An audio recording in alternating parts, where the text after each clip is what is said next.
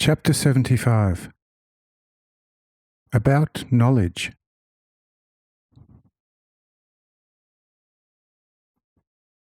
Says Cyrenius, "Yes, Lord and Master, now the thing is clear to me, to the extent that it can be clear to a stupid spirit in his earthly existence. To be sure, there is yet many a thing I want to ask you about, but I can also see that too much knowing is not good for man, because notwithstanding his becoming a wise man, he shall not become a doer.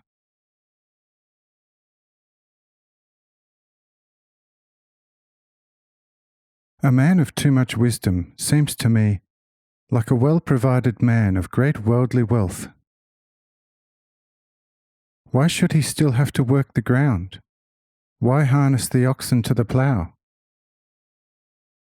His barns are filled to the gables, his cellars filled with the best wine, and his chambers bristle with gold and silver, big pearls and the most precious stones. He realizes that it would be crazy to cultivate his land any further, and therefore lies down to rest, enjoying his treasures undisturbed. And, as said, an overly wise man can and has to cut a similar face. He who is in many ways ignorant seeks and examines, finding great joy in discovering some new truth. The overly wise, however, has little more to find, and has obviously become lethargic, whereas some sect devotee might investigate day and night to get to the bottom of some mystery, in order to gain potential insight. Hence I am now conversant with this sphere for the present. That which I still lack, however, also shall keep me constantly active. Am I correct or not?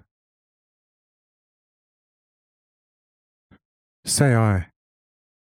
Neither too little nor too much is overly helpful, but too much still better than too little, because he who has an excess can pass some on to those in want, which shall always yield good results. But he who has too little shall have a problem sharing. Wherefore, a trifle excess in wisdom always is better than too little. But this much I say too. It would not be beneficial even for an angel to be omniscient like God.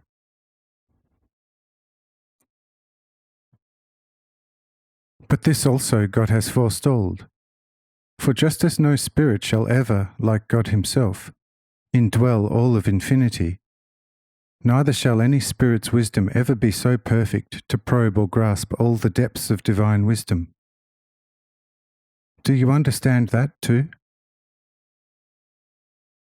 Says Cyrenius, "Oh, indeed, I do.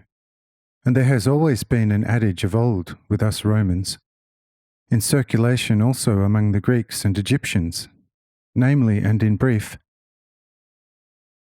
quod licet Jovi, non licet bovi.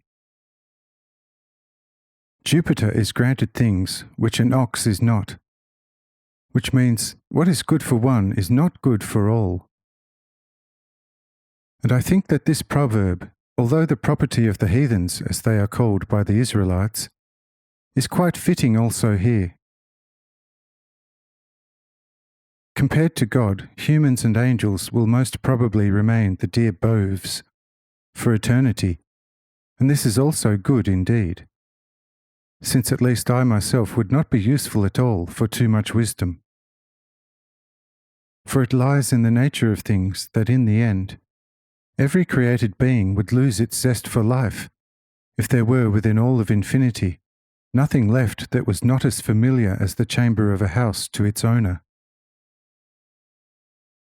Wherefore, it is most fortunate and wise of Jehovah to forestall, for even a most perfect but none the less created spirit, notwithstanding his wisdom, to ever approach God's wisdom by even one hair's breadth. For that which is infinite can never be approached by what is finite. But let's leave that for it would be futile to lose more words over it, since there are many other things that would be more urgently revealed than the yardstick by which feeble man could measure divine wisdom. Love obviously is of a higher order than the lofty wisdom of man and spirits.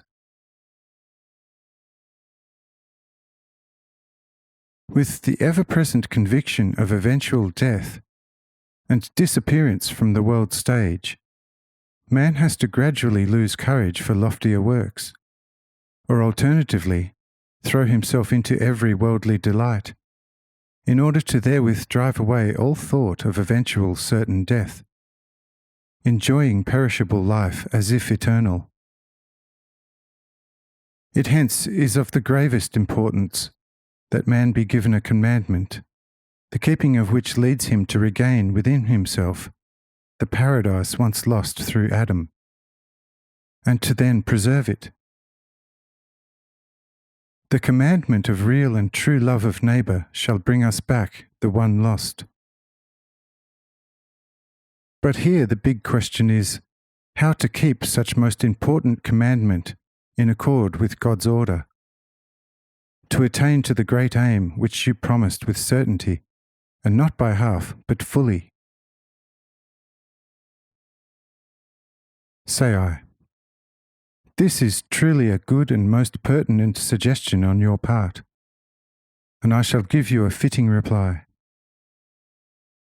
But first we want to also hear our old host Marcus for once, and his concepts about the neighbour, to whom all love is to be directed. Only after which I shall give you all the full and true reply, together with the right explanation. And so, tell us, dear Marcus, who is to be regarded as our true neighbour, and to whom show all love indeed?